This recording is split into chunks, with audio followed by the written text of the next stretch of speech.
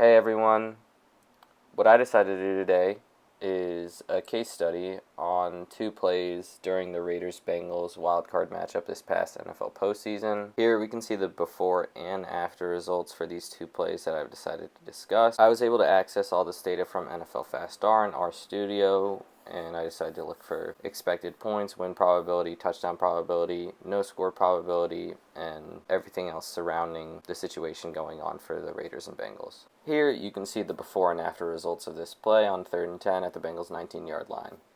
Before the play started, the Raiders had 3 expected points. Their win probability was about 15%.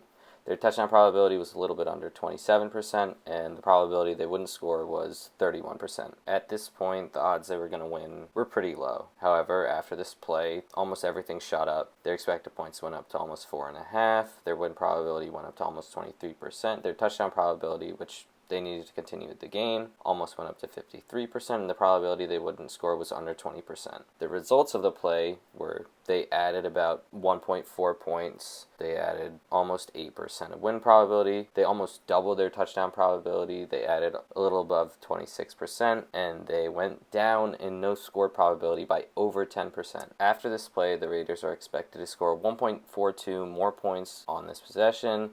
They're almost 8% more likely to win, and they are above 26% more likely to score a touchdown, in addition to being over 11% less likely to fail to score on the possession. Here is where things took a turn for the worse. After that first down, the Raiders are expected to score almost 4.5 points. Their win probability is about 23%. Their touchdown probability is about 53%, and their no score probability is about 20%. When I say take a turn for the worse, I mean the Raiders spiked the ball. Quarterback spikes are really common in the NFL. Teams will do them at the end of games, in 2-minute drills, to stop the clock in order to reset and try to set up another play. However, in this case, I believe that spiking the ball was more detrimental than harmful for the Raiders. By spiking the ball, their chances of winning became a lot lower. Before the spike, they're expected to score about 4.5 points. After the spike, their expected points was under 4. In addition to that, their win probability decreased by more than 3%, and their touchdown probability decreased by 10%. What I want to focus on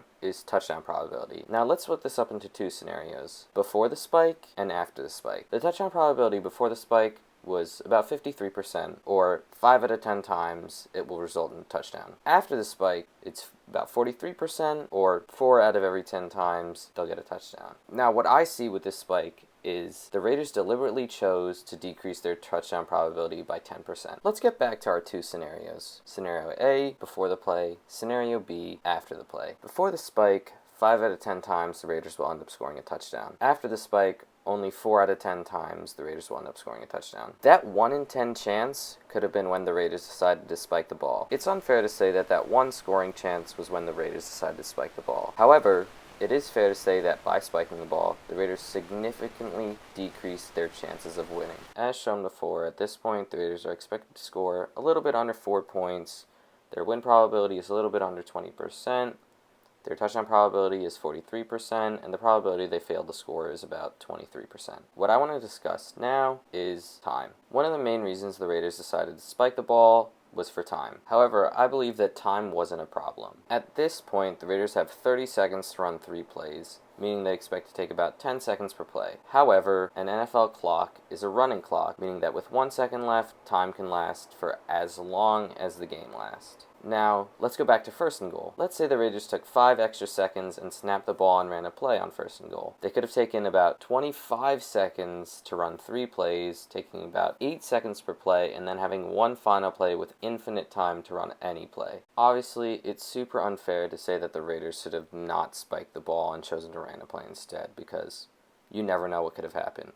I would have suggested that the Raiders continue playing on 1st and goal, regardless of stopping the clock, not spiking the ball, and trying to run 4 plays to successfully get a touchdown with 30 seconds left. To end this video, I decided to show you guys a couple graphs that I made with R showing the volatility of what happened on these 2-3 plays. Here you can see touchdown probability and time on the 3 plays. You can see how it's pretty low to start, it shoots up, and then after the spike it goes right down. Here you can see no score probability. It was pretty high on the 3rd and 10. After the first down it went down under 20%, and then it went right back up after the spike.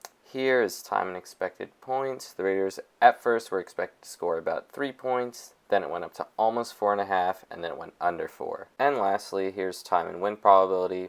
It looks a lot like expected points. Their win probability was about 15, then it went up to about 23, and then went down to about 20%. This is just a great case of how volatile football games are, especially in the NFL, especially in the playoffs. You could see how win probability and expected points were really affected by the decisions that the Raiders made. I also spoke about how time factored into it and how time might not have been that pressing for the Raiders and they could have used their 1st and goal more advantageously. However, they decided against it and chose to spike the ball instead. Obviously, hindsight's 2020. But regardless of the result, the data suggested not to spike the ball. The Raiders had plenty of time to run 4 plays, and they could have just chosen to run a play on 1st and goal. I believe it would just have been a much more effective measure of trying to score a touchdown and continuing the game, rather than spiking the ball for 3 different chances with plenty of time for the end zone. Thank you so much to everyone watching. I really appreciate it. Please let me know if you'd like to see more of this in the future. Let me know your thoughts. I'd love to discuss. This is a topic I feel super passionate about. Please leave a like, share, comment, anything. I really appreciate it. Thank you so much.